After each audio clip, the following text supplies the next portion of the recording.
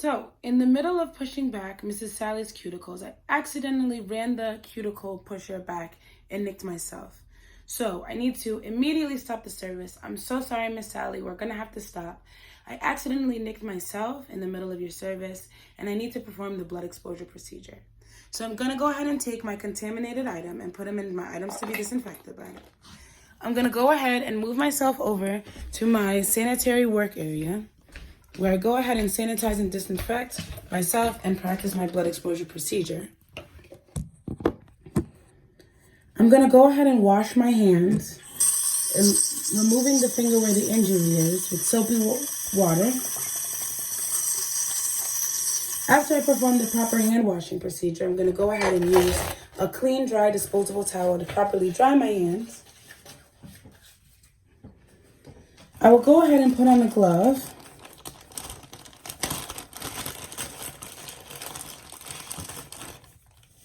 To my non-injured hand.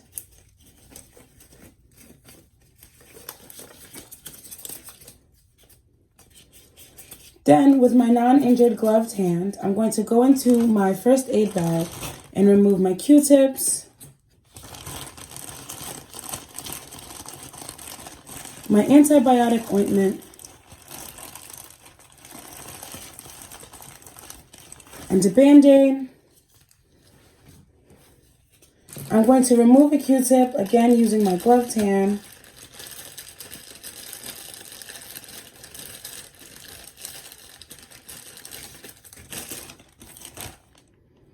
I'm going to open my antibiotic. I'm going to squeeze that onto the Q-tip without touching the surface. I'm going to dispose of that in my trash bag. I'm going to go ahead and apply the antibiotic ointment to the injured area. I'm going to dispose of that in my trash bag. I'm going to the best of my ability, open this Band-Aid with my gloved hand and the injury out of the way. I'm going to dispose of that trash in my trash bag.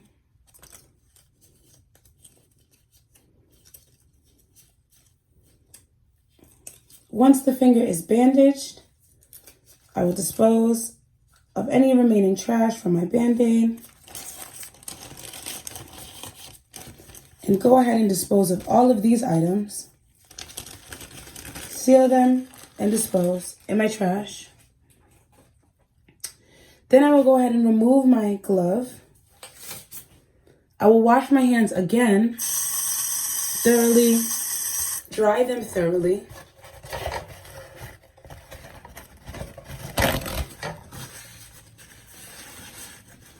Again, trying to avoid the injured hand. We'll go ahead and trash those items properly.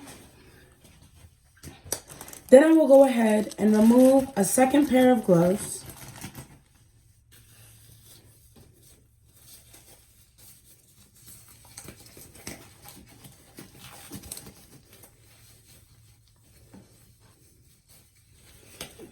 You can apply a finger guard or just a glove to your injured hand. I prefer to just go in with both once I've nicked that area, just so my client knows that I'm being completely safe and protecting her.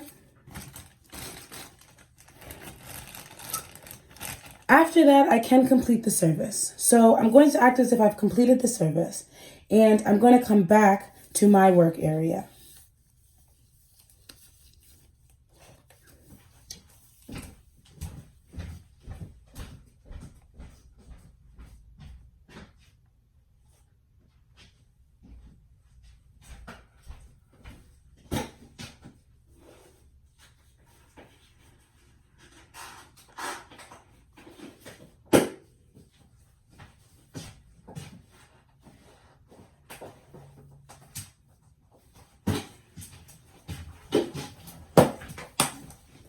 So I'm going to return to my disinfecting box with my items that need to be disinfected. The first thing I'm going to do is thoroughly rinse the item to remove any dirt or debris or blood on the surface.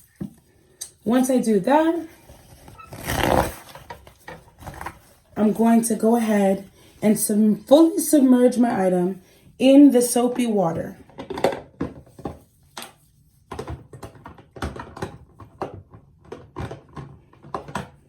This removes any more excess. I'm going to rinse that item and I'm going to dry it thoroughly.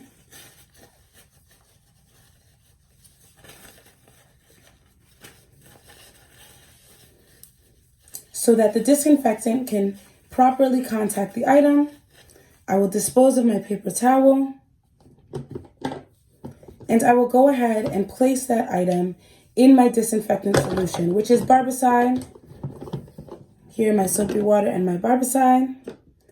The contact time for Barbicide when an object is immersed is 10 minutes.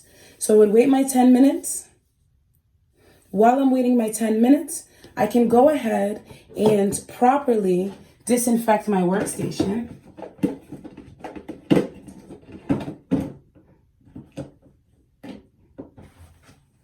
And the way I'm going to do that is actually using my disinfectant wipes.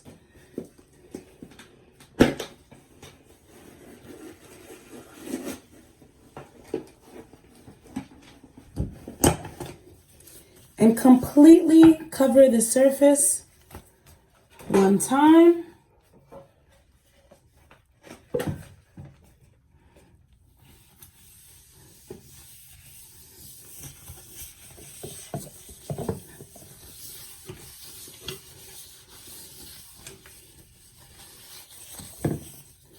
The contact time for my disinfectant wipes will be 2 minutes.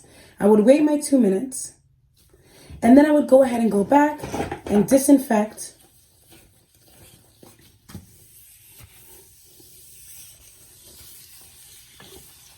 dispose of that wipe. Now I can go ahead and start disinfecting my actual work area since my client is now gone. Either way, we have to wait 10 minutes. Once my 10 minutes is up,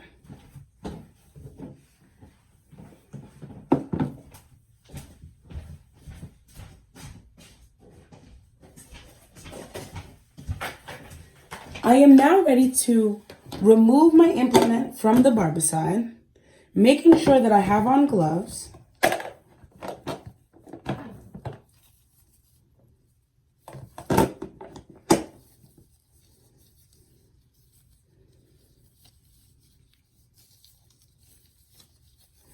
Then I'm just going to rinse, thoroughly dry,